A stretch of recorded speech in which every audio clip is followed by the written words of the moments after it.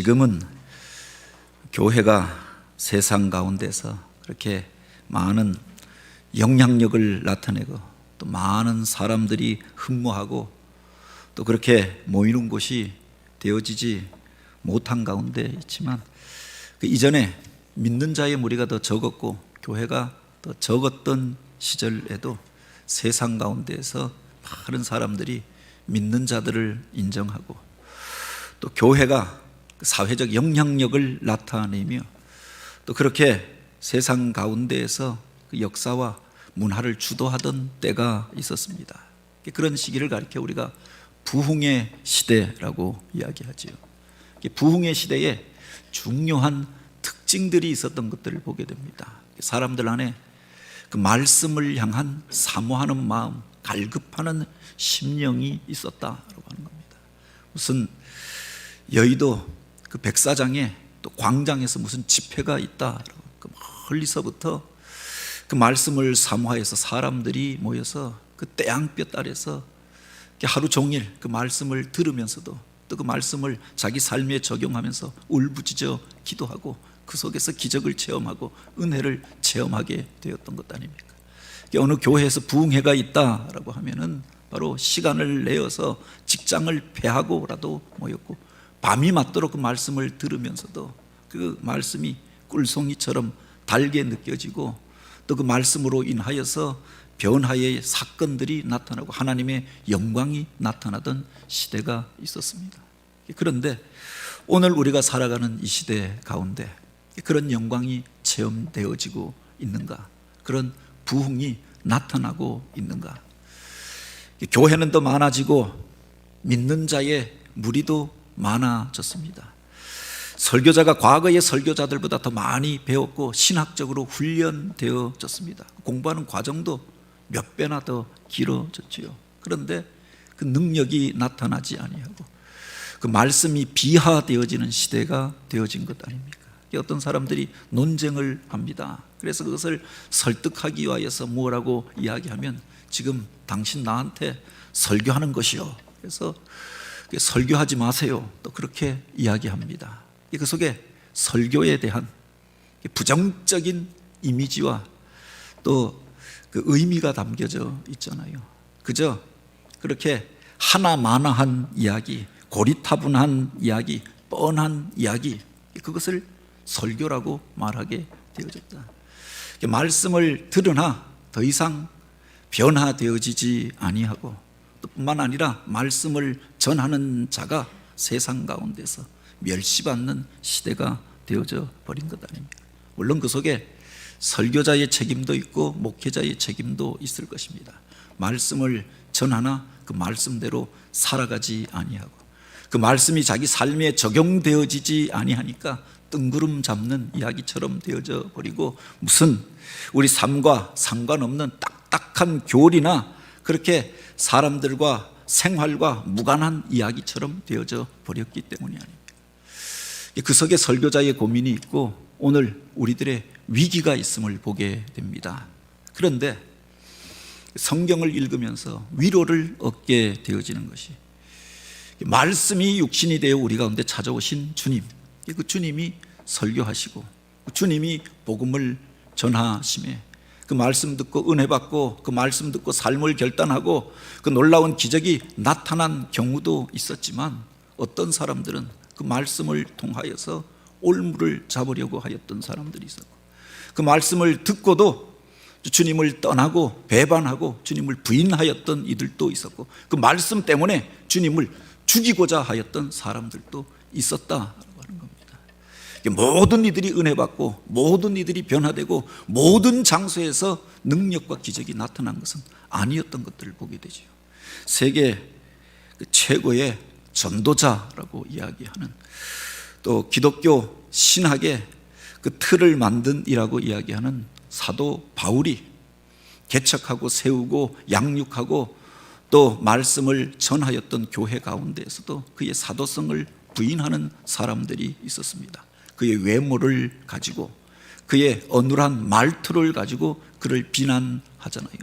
그의 말에 능력이 없도다. 그리고 그의 사도성을 인정하지 않으려고 하였던 거죠. 그래서 고린도 전후서에 보면, 목회 서신에 보면은 자기 자신의 사도성에 대해서 변호하고 변증하는 글들이 꼭 담겨져 있는 것들을 보게 됩니다. 그만큼 그를 비난하는 이들도 있었다.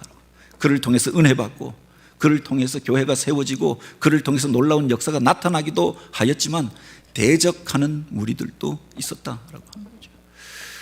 19세기 미국의 대각성 운동을 주도하고, 또 그래서 미국 사회를 새롭게 하고 성결 운동의 원류가 되어졌던 조나단 에드워드라고 하는 분이 있습니다. 세계 최고의 설교가라고 불려지는 사람입니다. 부흥 운동의 원조라고 이야기하는 분이기도 하죠.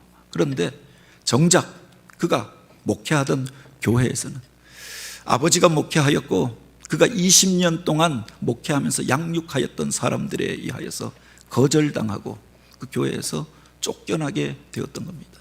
책망하는 설교를 한다. 죄에 대하여서 이야기하고 회개에 대하여서 가르칠 때 사람들이 나를 찌르는 설교를 하였다. 사람을 책망하는 설교를 하였다. 그래서 평신도들 가운데서 사람들이 일어나서 이제 그를 그 교회에서 쫓아내 버렸다. 요한 웨슬레도, 마틴 루터도 그가 하였던 설교 때문에 교단에서 파문을 당하고 어려움을 당하고 파직을 당하게 되어졌던 사람들이 아닙니까? 모든 사람들이 말씀을 듣고 은혜 받고 변화되는 것이 아니라 어떤 이들은 그 말씀으로 인하여 마음이 강팍하여져서 대적하고 또 그를 향하여서 그렇게 이와 같이 싸우려고 달려들었던 사람들도 있었던 것들을 보게 되죠. 그 사이에 무슨 차이가 있었느냐라고 하는 겁니다. 오늘 우리가 읽은 이 마가복음 본문은 우리들 가운데 씨 뿌리는 자의 비유로 그렇게 알려져 있는 말씀입니다.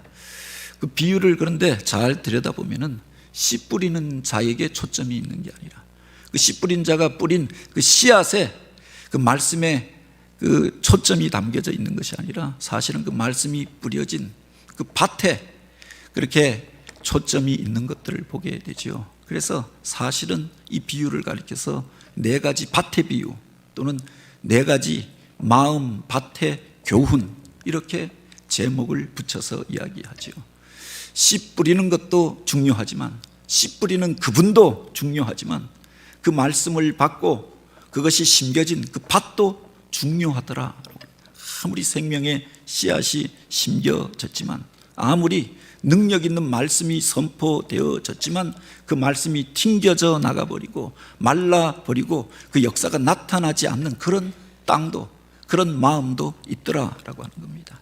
예수님께서 이 말씀을 이 비유의 말씀을 하시게 된 배경이 있잖아요. 그 전에 보면은 예수님께서 천국 복음을 전하시고 또 많은 이들이 그 말씀 가운데 은혜 받고 놀라운 기적이 나타나게 되어집니다. 문둥병자가 깨끗함을 얻고 눈먼 자가 눈을 뜨게 되어지고 또 귀신이 물러가고 놀라운 기적이 나타났습니다. 근데 그게 전부가 아니라 예수님이 걸어가신 그 길, 예수님이 전하셨던 말씀 그 모습으로 인하여서 오히려 예수님 앞에 나와서 문제를 제기했던 사람들도 있었던 것 아닙니까? 왜 죄인들과 함께 먹고 마시고 어울리느냐? 그걸 가지고 예수님을 비난합니다. 왜 당신의 제자들은 금식하지 않느냐? 율법을 지키지 않느냐? 안식일에도 일하느냐? 그것을 가지고 자기들이 가지고 있는 그 기준을 가지고 예수님을 비난하고 공격하였던 이들이 있었다고 하는 겁니다. 어떤 이들은 심지어 예수님을 향하여 예수님이 놀라운 기적을 행하고 또한 그 능력이 나타나는 것을 보고서도 저가 귀신이 들려서 그 일을 행한다. 저에게 바알세불이 집혔다. 그렇게 비난하였던 이들도 있었고 자기들의 사상과 자기들의 생각과 맞지 않는다라고 하여서 이제 바리새인들은 예수님을 죽이고자 음모를 꾸미게 되었던 것 아닙니까? 그 이야기를 듣고 그 예수님의 가족들이 너무 안타까움으로 예수님을 찾아와서 사람들에게 이와 같이 비난받고 공격당하면서 왜 그 일들을 행하느냐? 이제 우리가 집으로 돌아가자. 어머니와 함께 우리 고향으로 가자. 형제들이 나와서 그런 이야기까지 하게 되어졌던 것 아닙니까? 이 말씀을 하신 이후에 그 뒤에 보면은 예수님께서 고향 마을에 가십니다. 나사렛에 가서 그곳 사람들에게도 복음을 전하였는데 그들이 예수님의 말씀을 듣지 아니할 뿐만 아니라 그 예수님을 향하여 조롱하잖아요. 그가 그 목수의 아들이 아니냐, 그의 형제와 그 누이들이 우리들과 함께 살고 있지 아니하냐, 그가 이 동네에 살던 누구가 아니냐. 그래서 예수님을 향하여서 오히려 조롱하고 예수님을 돌로 치려고 하였다라고 했습니다. 그 마을에서는 그 어떤 기적도 나타나지 아니하니라. 또 성경은 그렇게 기록하고 있는 거죠. 바로 주님께서 바로 이와 같은 상반되는 상황 속에 바로 이 말씀을 주셨다. 어느 곳에서는 기적이 나타나고 능력이 나타나고 하나님의 놀라운 역사가 나타났습니다. 그런데 어떤 곳에서는 아무런 역사도 나타나지 아니하고 그렇게 오히려 소동과 그렇게 대적하는 일들만 나타나게 되어졌던 거죠. 어떤 사람들은 그 말씀을 받고 은혜 받고 삶이 변화되어지고 새로운 은혜를 받는 자리로 나아가게 되어졌습니다. 그런데 어떤 사람들은 그 말로 인하여서 마음이 강팍하여져서 주님을 대적하고자 하였고 싸우고자 하였고 심지어 죽이고자 음모를 꾸미기도 하였다고 하는 겁니다. 이 둘 사이에 무슨 차이가 있는가? 무엇이 문제였느냐라고 하는 겁니다. 주님 자신의 문제, 그 말씀의 문제 이전에 그들 안에 있었던 문제에 대하여 주님께서 말씀하시고 있는 겁니다. 마가복음 4장 9절에 보면은 바로 결론과도 같은 말씀을 하고 계시지요. 또 이르시되 들을 귀가 있는 자는 들으라 하시니라. 이 주님께서 말씀을 전하셨습니다. 그러나 모두가 듣는 것이 아니다라고 하는 것을 주님도 알고 있었던 거죠. 똑같은 자리에서 똑같은 말씀을 들었습니다. 복음을 들었습니다. 초청하는 그 음성을 들었습니다. 그런데 들을 귀가 열려 있는 자들은 깨닫고 회개하고 돌이키고 그 말씀의 은혜를 받고 이제 열매 맺는 삶을 살게 되어지고 생명의 자리 가운데 거하게 되어졌지만 어떤 이들은 그 귀를 닫고 있었던 것 아닙니까? 그 자리에 있었지만 나는 그런 이야기를 들은 적이 없노라라고 해요. 같은 자리에서 이야기하고도 어떤 사람들은 엉뚱한 이야기를, 상반되는 이야기를 하게 되는 겁니다. 들을 귀가 닫혀져 있는 이들이 있는 것 아니에요. 사실은 귀가 멀어서 못 듣는 게 아니라 그 마음이 닫혀져 있으니까 그 말씀이 들려올 수가 없었던 거지요. 오늘 우리들 가운데 말씀을 듣고 말씀을 읽어도 은혜가 되어지지 않는다라고 하면 먼저 우리들의 마음을 점검해보고 오늘 우리가 그 귀가 열려져 있는가, 우리 자신을 점검해 보아야 한다. 그것을 주님께서는 4가지 밭의 비유로 말씀해 주셨던 거죠. 저희 고향에 우리 아버님이 농사 지으던 밭이 남겨져 있습니다. 우리 할아버지가 유일하게 남겨준 밭 하나가 있어서 직장 생활을 하시고 사업하시면서도 아침 저녁으로 가서 애지중지 그곳에 거름을 주고 씨앗을 심고 무슨 좋은 씨앗이 있다고 하면 거기다 다 심었는데 별의별 것이 다 나는 겁니다. 그런데 무슨 감자가 그곳에서 나면은 다른 밭에서 난 것보다 더 굵은 감자가 나는 겁니다. 그래서 좋은 종자를 심어서 그런가 보다라고 생각했죠. 무슨 고구마도 심고 옥수수도 심고 그래서 기름진 밭이 있었는데 또 그 밭가로는 감나무가 우리 아버님이 심어놓은 감나무들이 이렇게 있었지요. 옛날에 보니까 많을 때는 한 40그루 정도가 있었던 것 같아요. 그런데 이게 다 대봉나무였는데 그 실한 그 대봉 열매가 감이 열리면은 이게 무슨 배보다 더 큰 겁니다. 큰 게 다른 데서 본 적이 없는 그런 감들이 열리는데 우리 어머니가 큰아들이 그거 좋아한다고 제가 서울에 있을 때면 그것을 꼭 보관해서 절대 그런 건 어디가 팔지 말라라고 이야기하시는 겁니다. 아들을 줘야 한다. 그래서 좋은 것들은 남겨서 꽃감 그렇게 깎아두고 대봉을 얼려두고 아들 주려고 남겨놓았던 그것이 있었는데 아버님이 이제 병이 드시고 1년 동안 그렇게 투병하시다가 돌아가셨거든요. 그래서 한 1년, 2년 정도 이 밭이 버려지게 된 겁니다. 누가 가꾸지도 않고 농사 짓지도 않고 하니까 잡초만 무성하게 되어진 겁니다. 그래서 어느 날 제가 한번 농사를 지어 봐야겠다. 그래서 쉬는 날 또 뭐 주문진에서 강릉이 가까우니까 가서 한번 아버지가 짓던 밭에 한번 농사 지어 봐야겠다라고 생각하고 농사를 시작한 겁니다.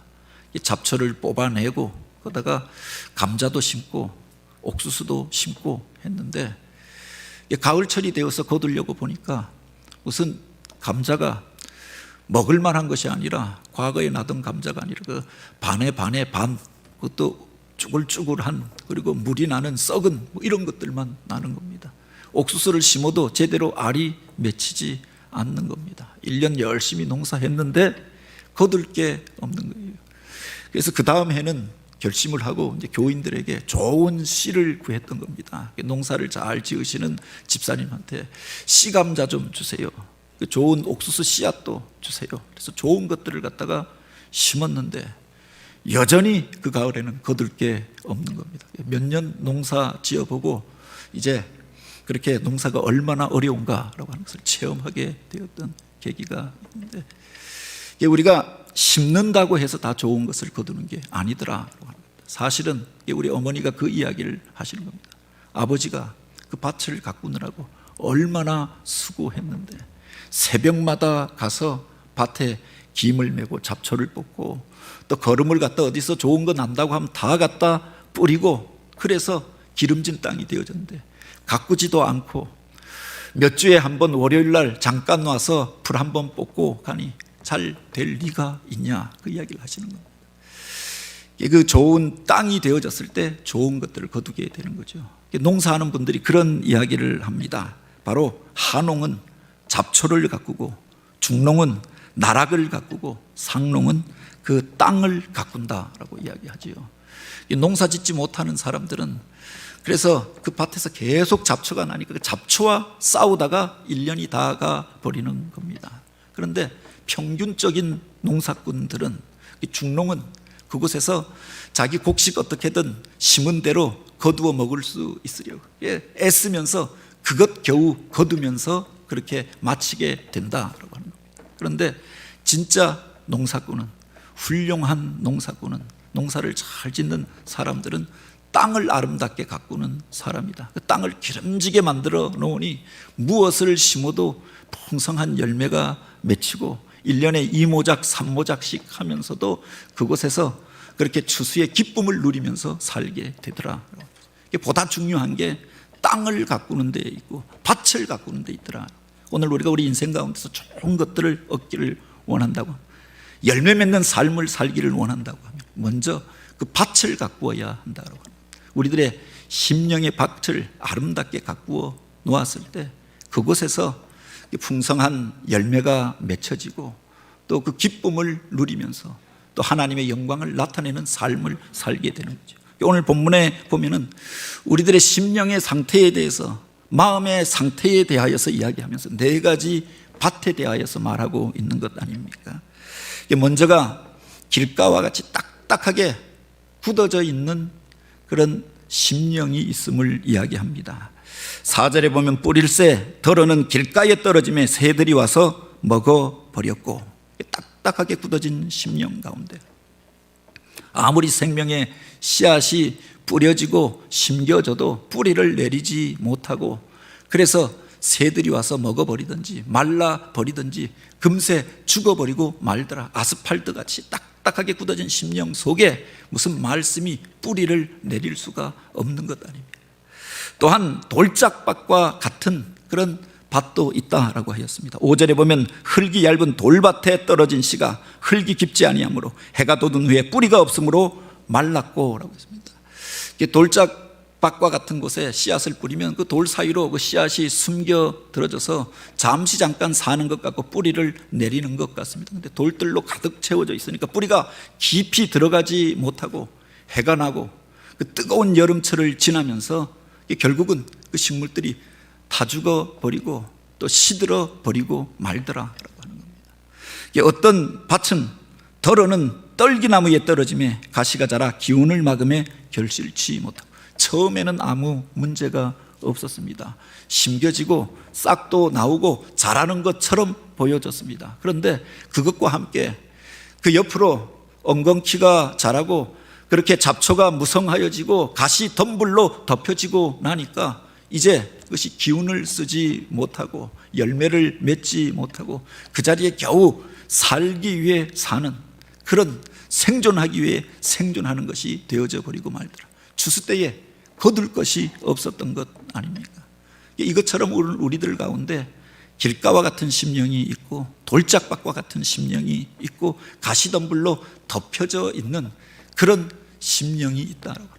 아무리 하나님의 말씀이 떨어지고 심겨져도 자랄 수가 없고 열매 맺을 수가 없고 그 기쁨을 누릴 수가 없었던 거지요.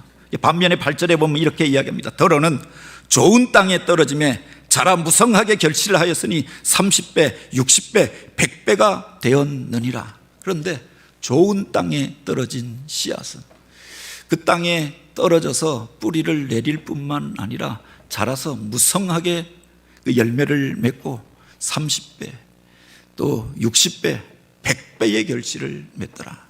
어떤 씨앗들은 땅속에 심겨져서 30배의 결실을 맺는 것도 있습니다. 감자 같은 것은 보니까 감자 하나를 씨감자로 이렇게 한 4등분 정도 나눕니다. 그리고 순이 난 그것을 가지고 심으면은 그 감자 하나 4분의 1의 그 쪽 감자가 심겨진 그곳에서 바로 10개, 20개, 30개의 열매가 맺혀지는 겁니다. 그러니까 30배의 결실을 맺는 거지요.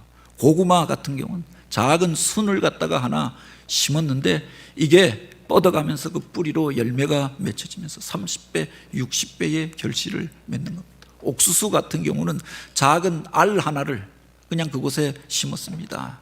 이 옥수수 하나에 많은 알들이 있잖아요. 보통은 한 2개 정도씩 심습니다. 2개를 심는 게 하나가 시들거나 나지 아니할까 봐 2개를 심었다가 나면은 하나를 뽑아 버리는 겁니다. 근데 하나를 심었는데 그곳에서 자라서 무수한 열매가 맺혀지는 것 아닙니까? 요사이는 그것을 실하게 하기 위해서 다른 것들을 꺾어내고 한두 개만 남겨놓는다. 그런데 여러 개의 옥수수 대궁이 올라오고 그곳에 수많은 알갱이들이 맺혀지게 되잖아요. 이건 100배가 아니라 200배, 300배, 400배의 열매를 맺는 겁니다. 어떤 것들은 1000배, 10,000배의 열매를 맺는 것도 있더라. 좋은 땅에 심겨지니까 30배, 60배, 100배 또는 그 이상의 열매를 맺게 되어졌던 거죠. 문제는 우리 땅이, 우리들의 심령이 바로 이와 같은 좋은 땅이 되어져야 한다라고 하는 겁니다. 원래부터 물론 좋은 땅은 없었을 것입니다. 그 땅을 개간하는 수고가 있지 않았겠습니까? 개간하여서 바로 잡초와 가시덤불을 걷어내고 돌들을 걷어내고 그런 다음에 그 수고를 통하여서 옥토가 가꾸어졌던 거지요.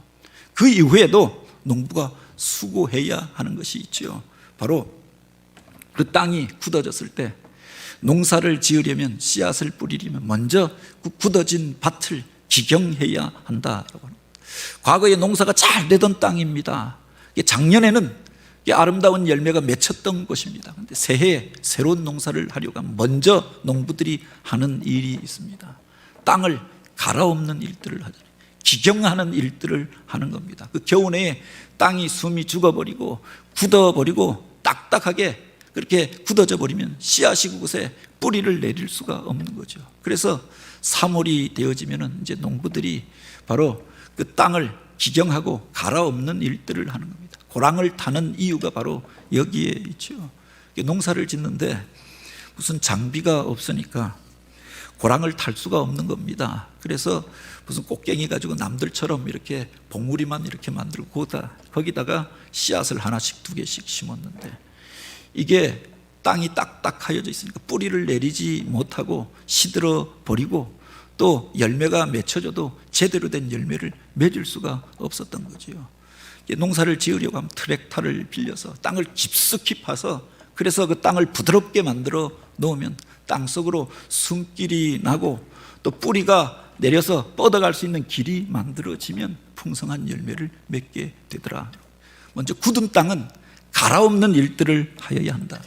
우리가 신앙생활을 하면서 과거에는 열매를 맺었습니다. 과거에는 은혜를 받았습니다. 과거에는 헌신도 하고 그래서 하나님께서 놀라운 복과 또 기쁨의 열매를 허락해 주셨습니다. 지금 우리가 예배드리며 말씀을 들으며 신앙생활을 하면서 우리들 속에 그런 기쁨을 잊어버리게 되었다. 내 심령이 무거진 땅이 되어지고 굳은 땅이 되어져 버린 것 아닙니까? 부드러운 것들을 잊어버리고 처음 마음을 잊어버리고 굳어져 버리고 나니까 말씀이 떨어져도 은혜가 되어지지 않는 거죠. 역사가 나타나지 않았던 것 아닙니까? 그 묵은 땅은 갈아엎어져야 한다고 합니다.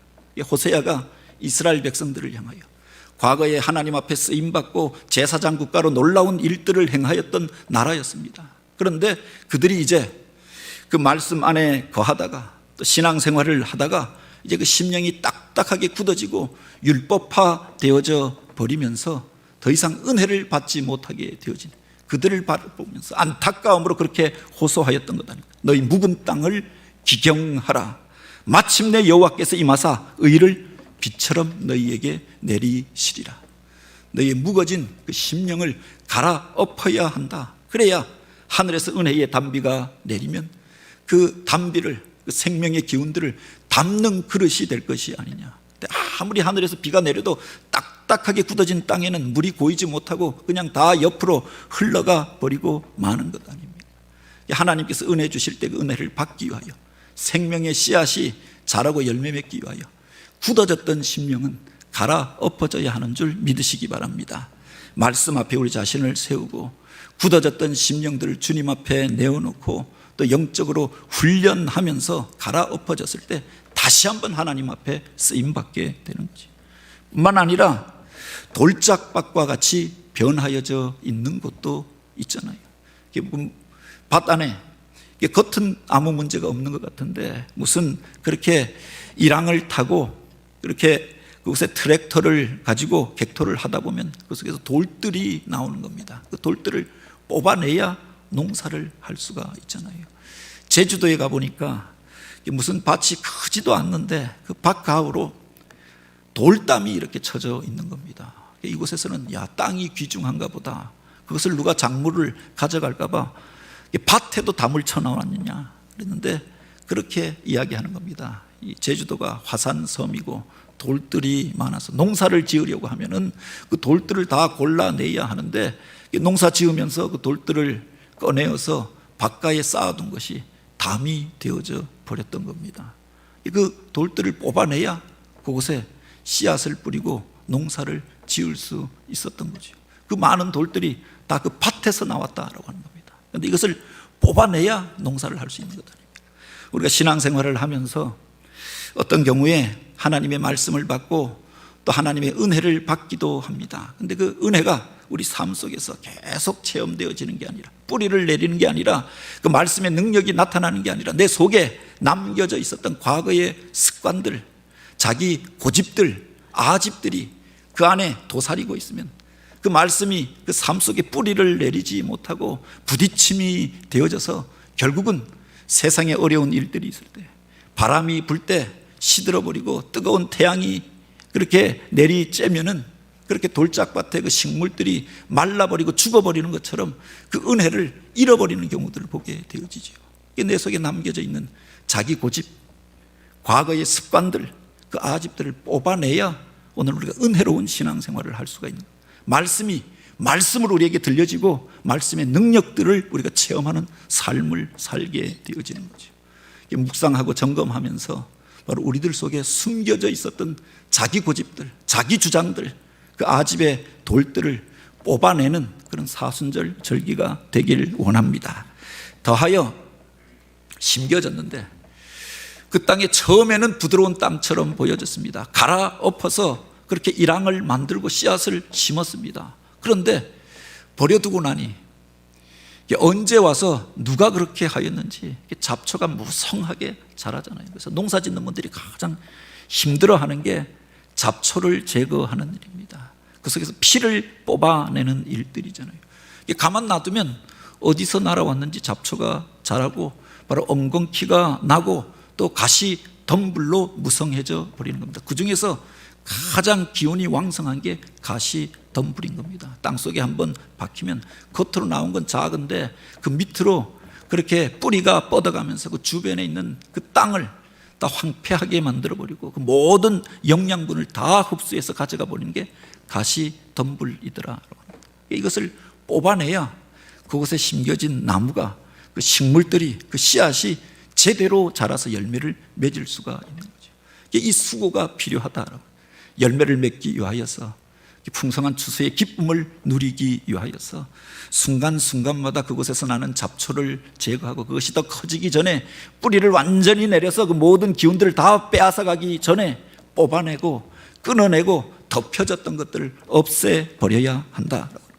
주님께서 그렇게 말씀하십니다. 18절에 보면 이 비유에 대하여 설명하시며, 이는 말씀을 듣기는 하되 세상의 염려와 재물의 유혹과 자기 욕심이 들어와 말씀을 막아 결실하지 못하게 하는 자요 라고 하였습니다. 말씀을 듣기는 듣습니다. 그래서 은혜 받고 그 말씀이 가슴 속에, 심령 안에 담겨졌습니다. 그런데 다른 것들이 덮여진, 같이 하여서 자라는 거지요. 세속적인 가치관이 같이 그들 속에 남겨져 있는 겁니다. 그래서 같이 싸우는데 그것들 때문에 바로 열매 맺지 못하고 내 모든 기운들을 다 빼앗겨 버리고 근심하며 염려하다가 세상 것들로 인하여 갈등하다가 진짜 해야 할 일들, 주님이 기뻐하시는 열매는 맺지 못하게 되었다. 세상 가운데서 자기 가치관 때문에 갈등하는 경우가 얼마나 많이 있습니까? 가정에서 갈등하는 문제들을 가지고 교회에 나왔습니다. 예배 드리고 있지만, 말씀을 듣고 있지만, 그 남편한테 상처받았던 그 말 때문에, 그 사람과의 그 불편한 관계 때문에 집중이 되어지지 않는 겁니다. 계속하여서 그것이 내 마음속에서 나를 뒤흔들어 놓고 하나님 앞에 나아가는 장애물이 되어지는 거거든요. 그 관계를 해결해야 오늘 우리가 하나님이 주시는 은혜의 자리 가운데 서게 되어지는 거죠.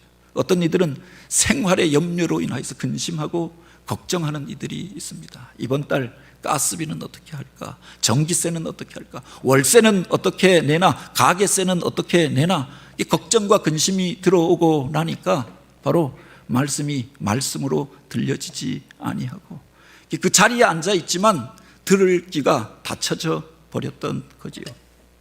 어떤 이들은 예배당에 들어오기만 하면은 꼭 가스불이 생각나는 겁니다. 내가 가스불은 끄고 왔나?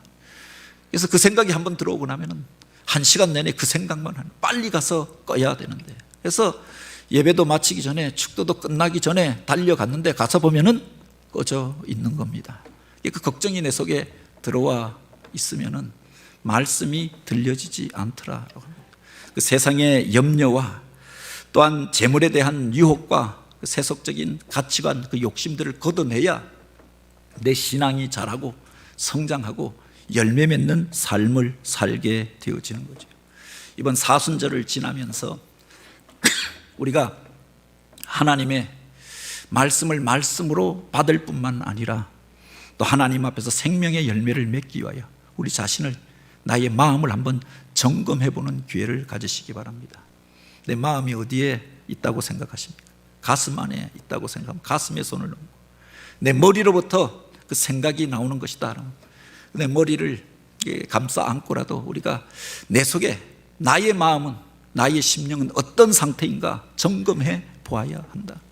내 마음밭이 옥토와 같이 되어졌을 때, 그 굳어졌던 심령이 갈아엎어졌을 때, 그 속에 담겨져 있었던 아집의 그 돌덩이들이 빼내어졌을 때, 세상의 걱정과 근심과 유혹의 그 엉겅퀴들이 뽑혀지게 되어졌을 때, 그 속에서 하나님을 하나님으로 우리가 만나고 말씀의 은혜를 경험하고 열매 맺는 삶을 살게 되는 거죠. 이 땅을 생명의 땅으로 바꾸는, 메마른 대지를 기름진 땅으로 변화시키는 3가지 물기가 있다라고 이야기합니다. 딱딱하게 굳어진 심령을 바로 변화시키고, 죽음의 땅을 생명의 역사로 왕성한 땅으로 바꾸는 3가지 그 요인이 있다라고 하는 겁니다. 그 첫 번째 물이 바로 피이지요.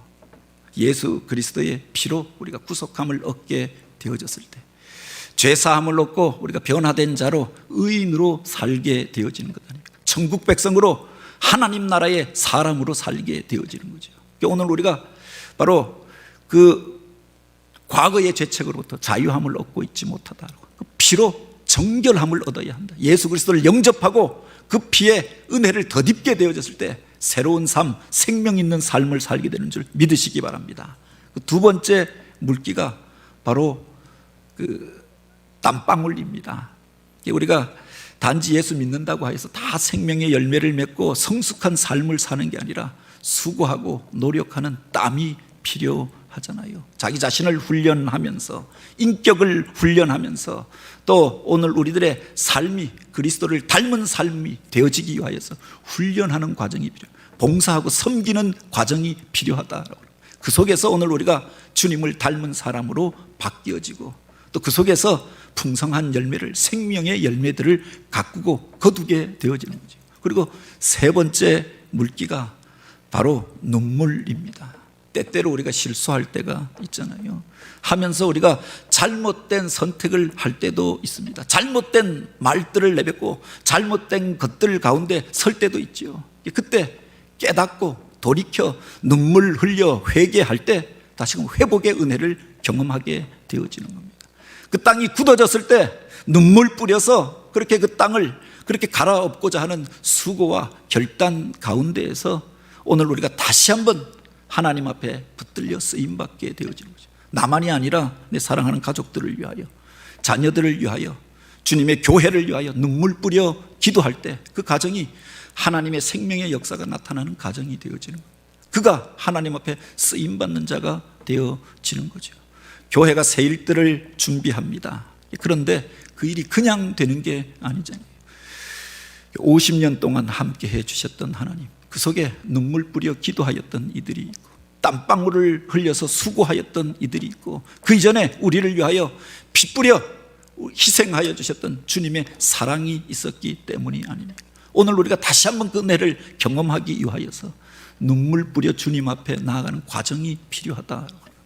돈이 있다고 무슨 건축을 하고, 또 사람들이 많다고 해서 무슨 대단한 일들을 행하는 것이 아니라, 사람이 많으면 그것 때문에 갈등과 분쟁이 더 많이 일어날 수 있고, 돈이 있다고 해서 돈 많은 사람 때문에 바로 교회 안에서 문제가 일어나기도 하는 것 아닙니까?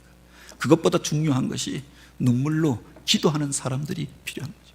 우리 교회가 하나님이 기뻐하시는 교회로 세워지게 하옵소서. 단지 이전 세대만이 아니라 다음 세대에, 또 이 코로나 이후에 그 미래 가운데에도 하나님 앞에 쓰임받게 하옵소서. 50년 동안 우리를 사용하여 주셨던 주님, 이후에 50년도, 그 100년도 하나님의 역사를 나타내는 교회가 되게 하옵소서. 건축이 그냥 되는 게 아니라 눈물 뿌려 기도하는 사람들을 통해서 세워지게 되는 것 아닙니까? 원하고 바라기는 우리 교회가 예수 그리스도의 피 위에 세워졌으니 오늘 우리가 땀 흘려 수고할 뿐만 아니라 눈물 뿌려서 무릎으로 주님 앞에 나아가며 이 사순절에 우리들 속에 딱딱하게 굳어졌던 심령들이 갈아엎어지고, 아집의 돌들이 빼내어지고, 가로막아졌던 가시 덤불들이 거쳐져서 생명의 역사를 체험하고 그 풍성한 기쁨을 누리는 성도들, 그런 교회가 되어지길 주님의 이름으로 축복합니다.